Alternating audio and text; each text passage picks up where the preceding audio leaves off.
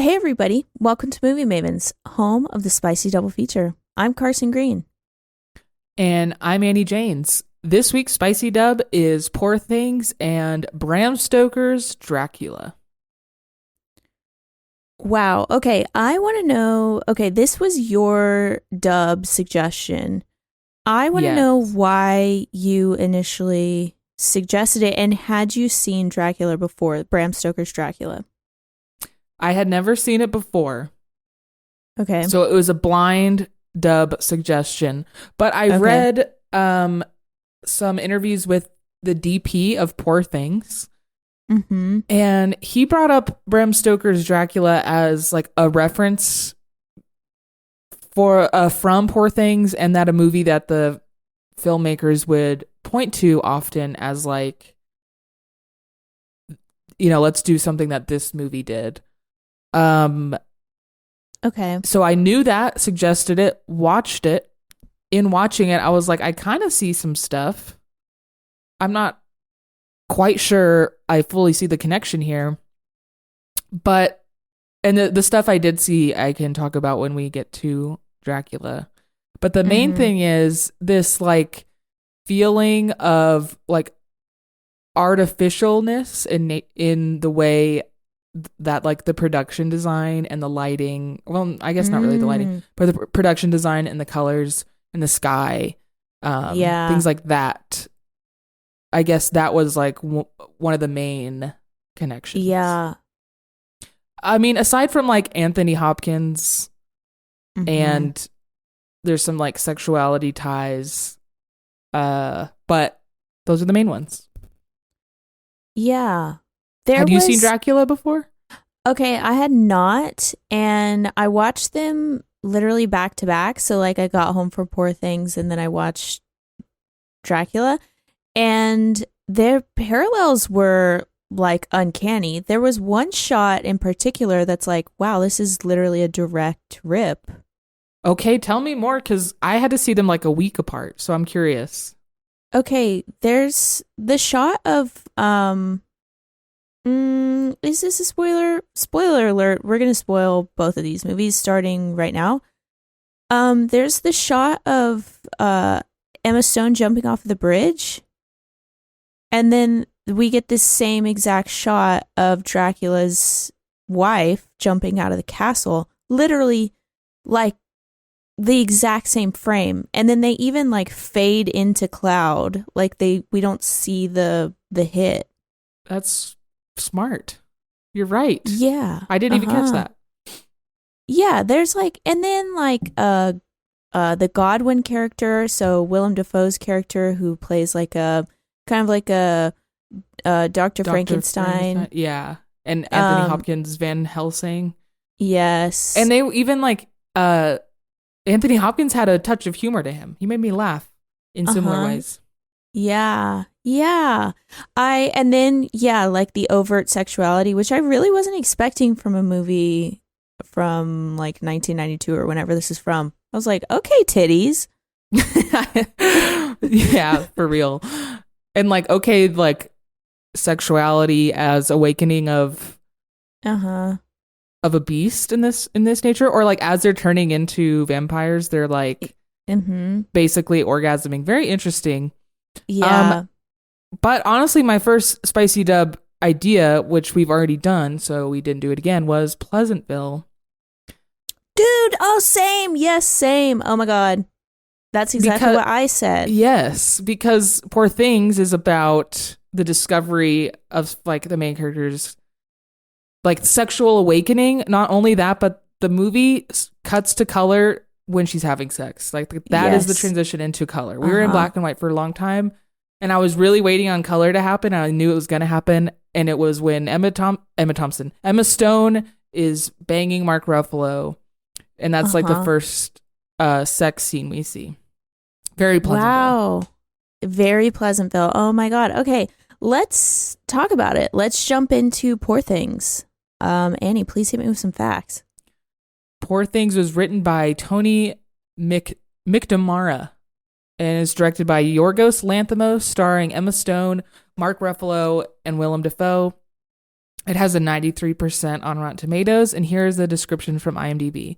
The incredible tale about the fantastical evolution of Bella Baxter, a young woman brought back to life by the brilliant and unorthodox scientist Dr. Godwin Baxter. Okay, well, what did you think of Poor Things? Thank you for asking. I think that, number one, I just want to say how bad the trailer is. The trailer just grossly undersold what this movie is. And I didn't really know what to expect. I mean, I had some ideas, I had watched some interviews, but also it's kind of like, how do you, after watching it, it's like, how do you kind of explain what it is? But I have to say, it completely blew my expectations out of the water. I was not expecting to enjoy myself that much, and I loved this movie. Loved. It was a hero's journey, which is always really fun, and we don't often see a woman hero journey. And I love that it was a hero's journey, but instead of focusing on finding religion or finding the meaning of life or whatever, it was like she was, and the character it just inherently has some disconnect with her body. And I really like that it was like the exploration of her body, which we hardly ever get for women. We don't really get to see a sexual awakening in a way that isn't exploitative. Right. Okay, I love all of this. And not only that, but the plot structure. Mm-hmm. The hero's journey, if you take the plot elements, they are linked to her sexuality, her moments of sexuality. We start with her discovering masturbation, or as she puts it, Bella. What does she say? Bella knows how to find happy when she wants, or something like that. Yeah.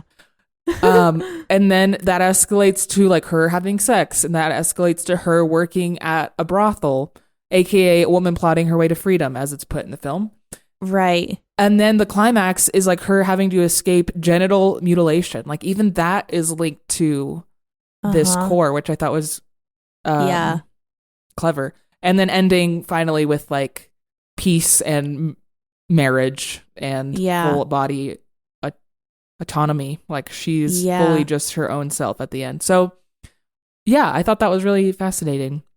It's also very Barbie, not really the sexual stuff, but the woman who doesn't know anything is put in the world. And it's about how women are constantly navigating men trying to control them. Right. So that would have been a good dub too. No, that's really interesting. I really liked how Bella herself as the character just didn't she just the way that it's set up, she didn't understand what role men play in society, because she didn't we don't have a huge runway. She didn't live 20 years with oppression. She lived 3 months under Mark Ruffalo being a dickhead, and she's like, fuck you, you're weird. And I like that. This is an example of what it might be like if we didn't have the blinders or being under the thumb of men our whole lives. Yeah, we would catch on quicker, move on faster, and be more probably honest. Right. I thought that too.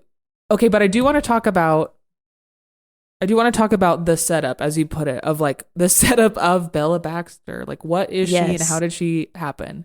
One of my favorite moments of the whole movie is when we hear the line from Willem Dafoe say, "So obviously I took the dead brain out of the living woman's body, and I took the surviving brain out of the dead baby's body, and I put it inside." Whatever that line was, where he just takes the baby's brain and puts it in Bella's body I loved that so much. Dude, I was not expecting, yes, I did too. I was not expecting, okay, like Bella has so much depth and we watch her on this hero's journey. And I was like perfectly content just like being on the journey with Bella, but I was not expecting Willem Dafoe's character to have so much depth and for his story to be explored so much. And it's like so wholesome. Like his character is so cute. And like, yeah, even though he's doing this like wacky experimental shit that like he should not be doing just ethically, I'm really glad he gave us this character.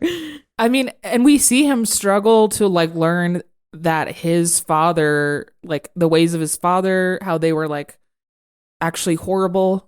And dude, he was fully abused. Fully abused, but he like thought it was in the name of science, so he's trying to do things in the name of science. Right. But at the end of the day, I think he just likes being a dad because we see him make another Bella, which was fucking hilarious. I can't believe it went there. We were just like, make another one. And he tried to like not let himself get attached, but it just wasn't the same. And I don't know. I love that side plot. I agree. Yeah. And okay, wait. No. Also, his fucking gas bubbles that he would like frog out of his mouth. What? Literally, in his comically large chair. Why was that chair he was sitting in so big?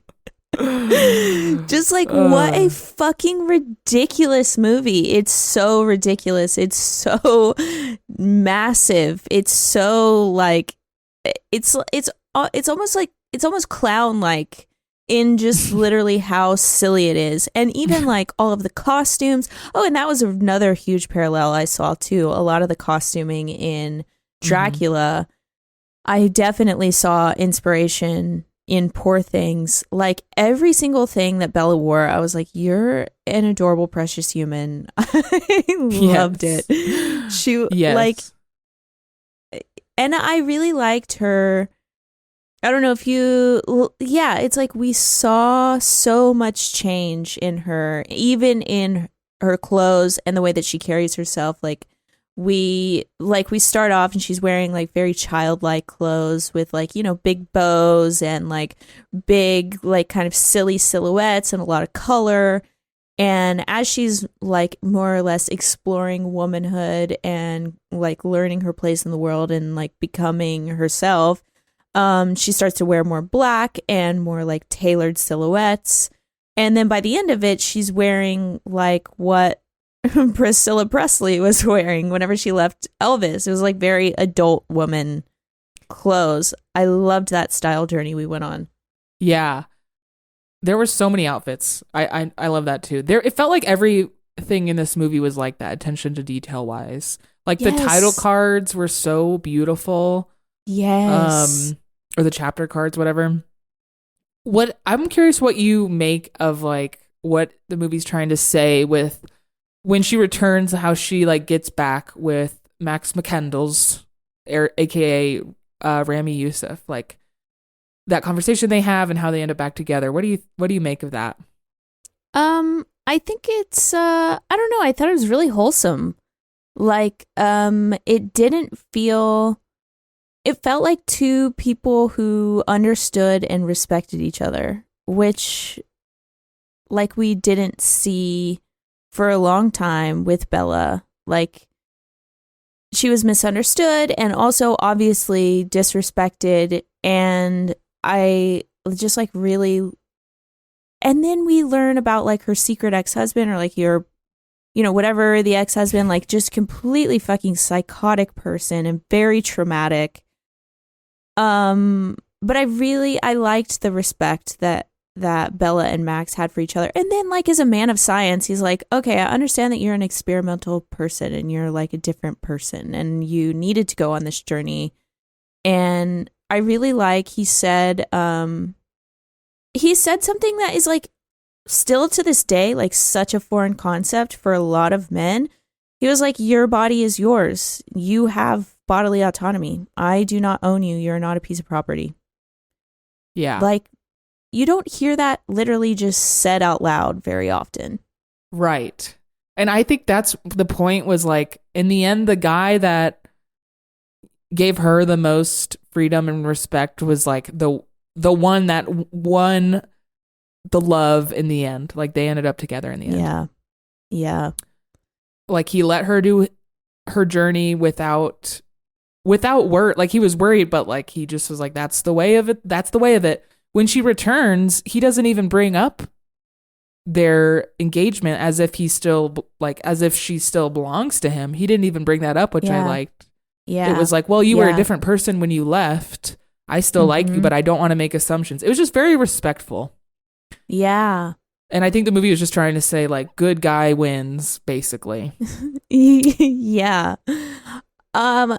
I really, there's so many different elements of this movie that I liked. I really liked just how it was styled and all the colors. Like, we got red trees in Paris, which I thought was fun. Yeah. And like the green steam that was coming out of the ship. Oh my God. Just all of the exterior shots of that ship was so fucking epic. It's like, how did you do this? Whose brain did this come out of? This is so fucking cool. Like, the sky and the water, it was so just like sick looking. Yeah. I loved how like otherworldly it was, but still being like a part of our world. Like, it's still supposed to be like Lisbon and Alexandria or whatever. Yeah. I will say my critiques of the film are that I think it starts really strong, ends really strong, but in the middle, it kind of like, to me, lost its way and became more like novelistic, like slow. It slowed down. Like, when we were on the boat, I felt like we were there for too long. I wanted to see like more progress happen. And same thing in Paris, honestly. Like, the boat in the Paris chapters where she's like at the brothel were like maybe just too long. I don't know. It felt like there was some story, and then it was like just full on exploring and then back to story. Yeah.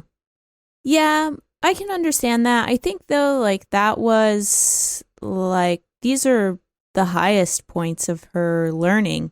I think like in those two chapters in particular, like, that's where she grew up. That's where she became Bella.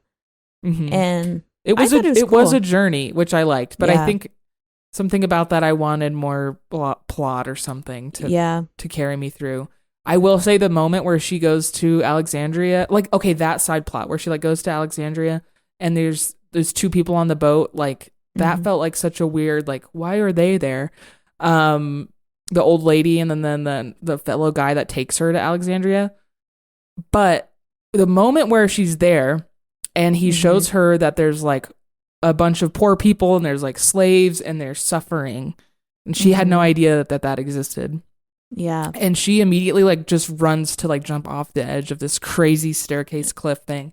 That moment touched me so much. Just like, it was a thing where it's like showing someone that knows nothing how bad things are and what a normal reaction would be versus what our reaction is as people that live amongst like total death and destruction at all times. It was like, I don't know, very sad and touching. I think I definitely had moments like that in college, like these huge realizations of like, holy shit, like what suffering actually looks like in the world.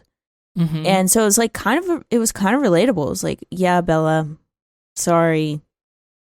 Like, and then she becomes a socialist. Shout out. Yeah, honestly, shout out, dude.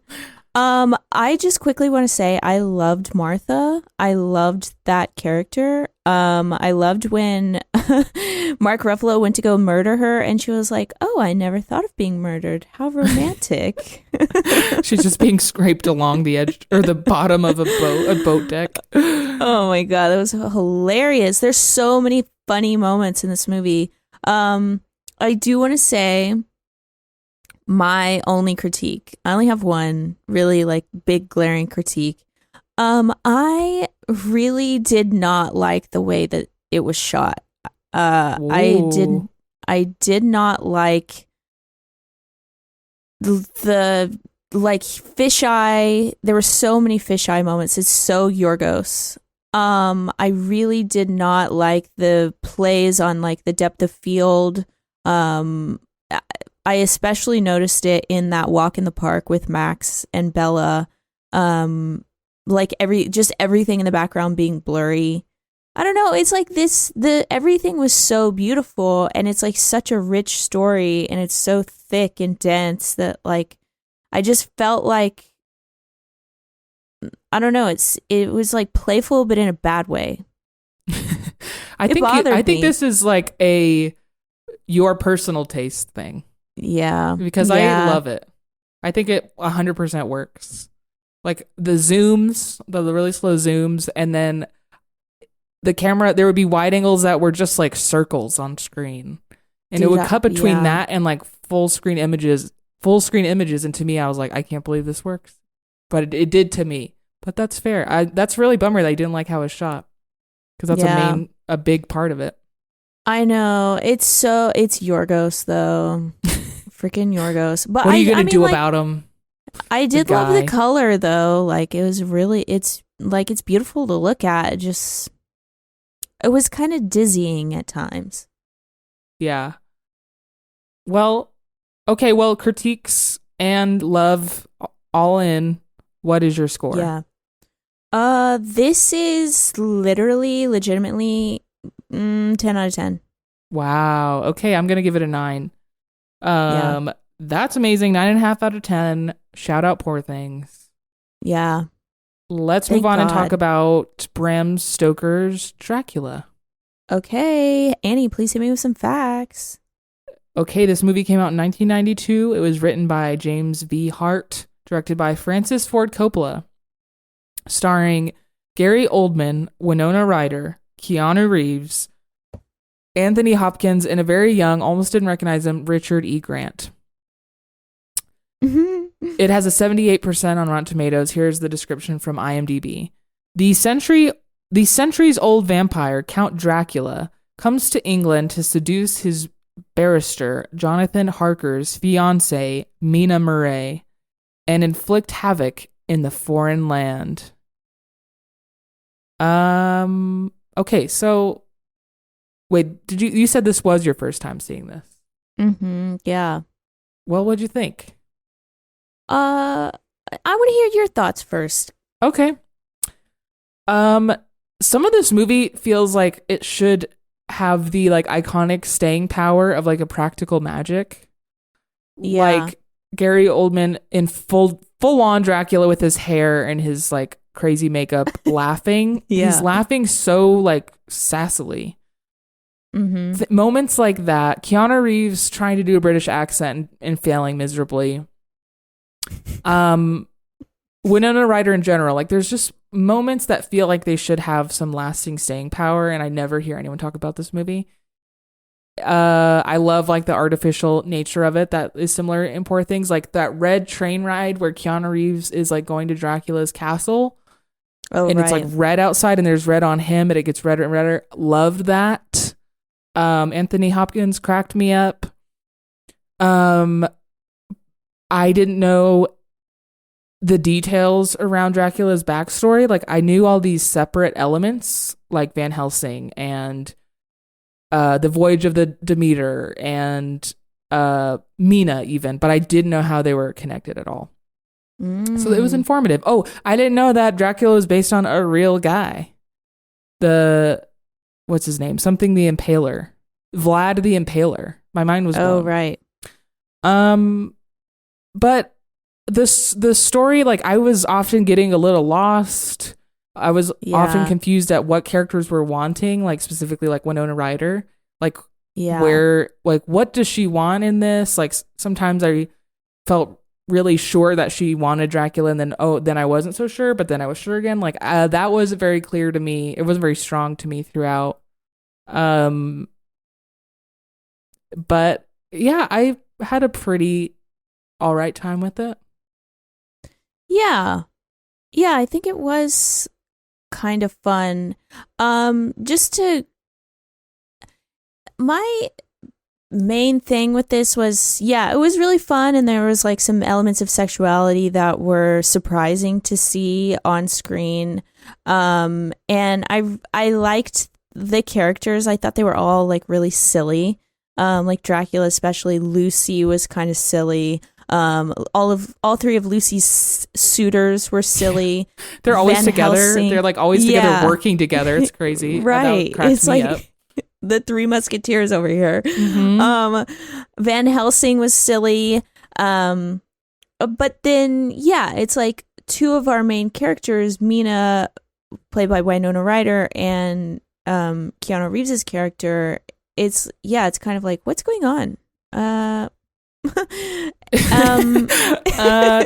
like it started so strong, and I was like, ooh, Keanu Reeves has to escape, and he's going after Winona Ryder, and he has this crazy Romeo and Juliet backstory. But then, like, somewhere in there, I was like, wait, what the fuck? Like, wait, what? Like, I just got lost. Yeah, dude, and I think it just like, it's so interesting watching this right after Poor Things, which is so incredibly well organized. We get the title cards. We have different wardrobe. We know exactly where she's at all times. Her hair is growing even. Dude, it has such structure to it. And this film was seriously lacking in organization and structure. And yeah, you're right. Like, I got lost too. I was like, and yeah, it's like, it was really annoying not understanding characters' motivations. Obviously, we know Dracula's motivation. Like, he wants blood and he wants Mina. But it, like, the whole thing with Lucy, that, like, her getting hypnotized, it was like, wait a second, like, and also like the wolves, all of the wolves, the rules I was really rocky on, like, yeah, the women that like appear out of Dracula's bed, which was very cool. Yes.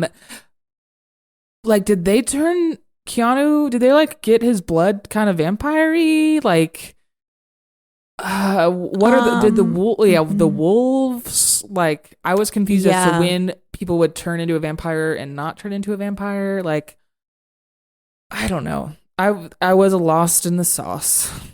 Yeah. And maybe, I don't know, that might just be because I haven't read Dracula. Have you? No. It might be because we haven't read Dracula. Maybe. I am slowly watching Castlevania, the American like anime show based on the video game that is about Dracula. And that show is sick. That has a crazy, really tight like exploration and depiction of Dracula.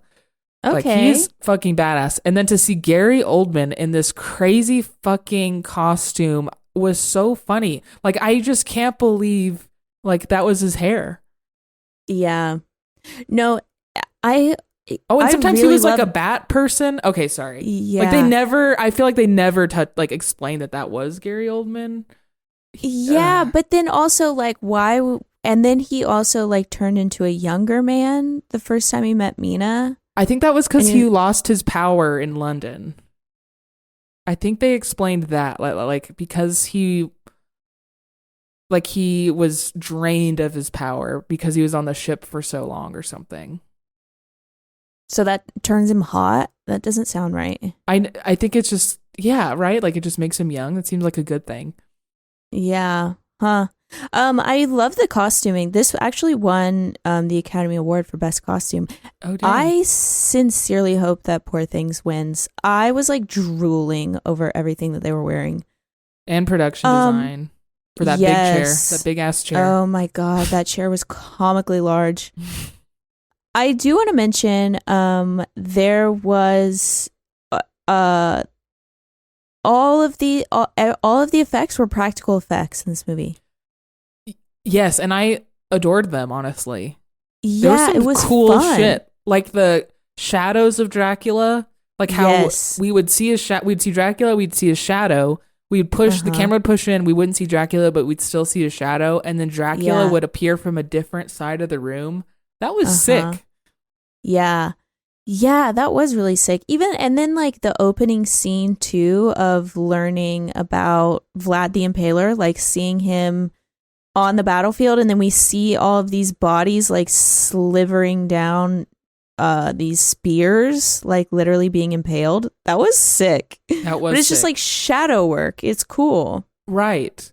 Even the shots of like the journal, like we'd see the journal really close up and like a train riding kind of atop the journal. Like that was also practical. They just had a miniature. Yeah. Like their miniatures were sick. I don't know. There was a lot of fun to be had here. Yeah. It's like, it's a really well-made 1992 movie. With Dracula and titties. Yeah, basically. Okay, what? Yeah, you ready to score?